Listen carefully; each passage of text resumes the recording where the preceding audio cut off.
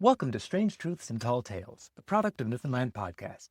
I'm Robert, your guide through the timeless, tangly, and totally true-ish stories of Newfoundland. Tonight, we're going creepy. It's Halloween, and I've got a ghost story that I want to share. It's the tale of a real historical event, one that went on to inspire an eerie legend and even a traditional song. So settle in, listen close, and come aboard the Charles Haskell, a schooner that's been giving sailors the shivers for generations. You're traveling through the fog, and just ahead is an island of mystery, mayhem, and myth. Your next stop, Newfoundland, and these are its strange truths and tall tales. The Charles Haskell was a New England fishing schooner built to survive the unforgiving waters of the North Atlantic. Despite her solid construction, her fishing career was short-lived. They say she ended her days hauling cargo in Nova Scotia, but no one really talks about that much. The Charles Haskell is remembered for something else entirely, a deadly accident, a story of drowned men that wouldn't stay dead. They say the Haskell is perhaps the most haunted ship to ever sail the North Atlantic. And it all began with a storm.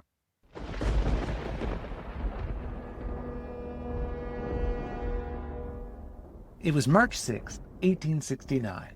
The Charles Haskell, under the command of Captain Clifford Curtis, was fishing George's Bank alongside more than 100 other schooners when the weather turned. What began as a rough sea quickly descended into the kind of storm few had ever seen. By 11 p.m., the wind was howling, tearing across the deck. Hail and snow came sideways, stinging the faces of the crew. The captain, a seasoned mariner, knew things were about to get dangerous. He ordered everything on deck secured. 2 men were set on watch, one with an axe in hand, ready to cut the anchor if another vessel came too close. It wasn't paranoia, it was foresight. The lights of oil lamps from other ships danced in the storm as waves tossed schooners high and low. Soon, what everyone feared came to pass. Schooners all around broke free of their moorings, their anchors no match for the wind and sea. At the will of the storm, ships careened through the darkness. Suddenly, a vessel riding high on a wave was bearing down on the Haskell. In seconds, it would be thrown on top of them. Just as the captain had instructed, the watchman slammed his axe against the anchor ropes. The Haskell, freed from her mooring, was tossed out of the path of the oncoming ship. They had escaped collision, but now there was a new problem. The Haskell herself was adrift. Captain Curtis lashed himself to the wheel, fighting to control the ship through the chaos of the storm. It was nearly impossible. The sea was too strong and the storm was blinding. The crew took up watch, scanning the night for the dozens of other schooners around them. When the warning came, there was little they could do. Another ship, the Andrew Jackson, was dead ahead. No matter how the captain pulled at the wheel, he couldn't change the course. The Haskell was being steered by the storm. A tremendous swell lifted her, holding her high on the crest of a wave. The Andrew Jackson dipped and rolled into the trough below. The crew could see what was about to happen. The Haskell was going to come down on top of the Jackson. Then, as if in slow motion, it happened. The entire weight of the Haskell slammed into the Jackson, her keel ripping through the deck. Wooden planks twisted and tore, beams snapped, and water poured below deck. The Jackson was mortally wounded, but somehow, the Haskell had survived. The momentum of the wave carried them free of the wreck. The crew of the Haskell stared in horror as the Jackson capsized in front of them.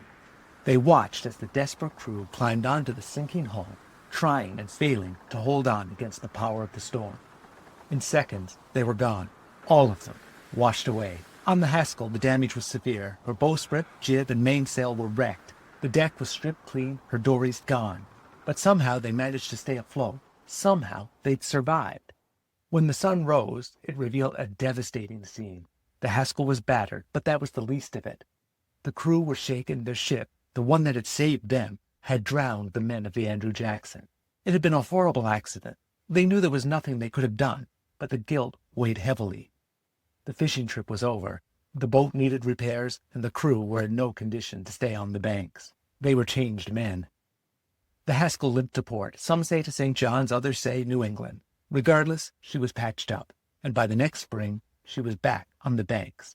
And that's when tragedy turned into terror. Roughly a week into the voyage, the Charles Haskell was at anchor, not far from where the Andrew Jackson had gone down.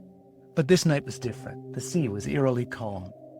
The watchman leaned on the rail, listening to the slow creak of the rigging and the gentle lap of the water against the hull.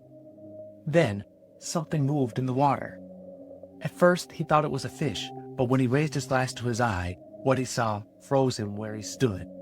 The Haskell was surrounded by men. Dead men.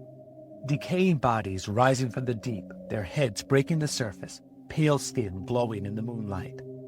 One by one, 24 corpses fixed their cloudy eyes on the Haskell. Then, as though treading water, they began to move toward the vessel. 3 times the watchman tried to call out before any sound escaped his throat. By the time the crew reached the deck, the dead men were nearly at the boat. Then came the noise, a slow, wet scrape, bone on wood. The dead men were climbing aboard. One by one they hauled themselves over the rail, covered in torn oilskins and seaweed, water pouring from their bodies. And whatever they were now, it was clear they had once been Banks fishermen. In death, they hadn't forgotten their trade. They took their positions, baiting hooks, setting lines, hauling invisible fish from the sea. The living crew huddled together, terrified, watching the ghostly fishermen work through the night. Just before dawn, the phantoms finished their labor, then slipped silently back into the waves. In the morning, no one spoke of it, but every man was thinking the same thing. Of the Andrew Jackson and the men they'd drowned.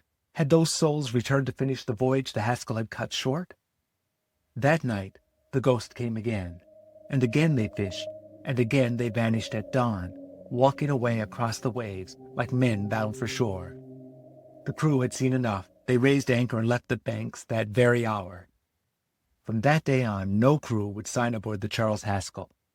James Gillespie of Fortune Harbor later said, "They hove the sails off her and let her rot at the wharf in St. John's Harbor because they never could get a crew to sign on her." She was eventually sold off and spent her final days as a cargo ship, but the stories of her ghostly fishermen lived on. In December 1920, the last surviving member of the Haskell's crew, John Winters, died at the age of 82. They say he told the story of the haunting almost to the last. The legend spread far and wide. It inspired a folk song, The Ghostly Sailors, and its variants were sung from New England to Newfoundland. Elizabeth Greenleaf collected a version here on the island and published it as Spirit Song of George's Bank. McEdward Leach recorded others under the title The Ghostly Fisherman. You can still listen to those recordings today. They're online. Check them out. I'll put links on the episode page. So, how much of this story is true? Well, newspapers of the day confirmed that a schooner called the Charles Haskell collided with another vessel on George's Bank in March 1869. And by 1892, a ship by that same name was still sailing from Digby, Nova Scotia, under new ownership. The rest? Well, that's harder to prove. Some say she spent time in St. John's, others say she never did. As for the ghostly fisherman, well, that's for you to decide.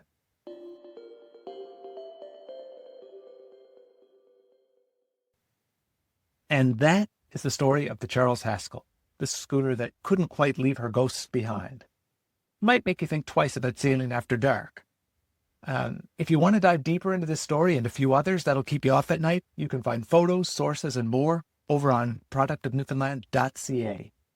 And you can follow along on Facebook, Instagram, and TikTok. And keep your ears open because I've got plenty more Halloween tales coming your way. Until next time, keep the lantern lit and maybe keep an eye out for ghostly sailors. I mean, if they could haunt the Charles Haskell, they could be anywhere.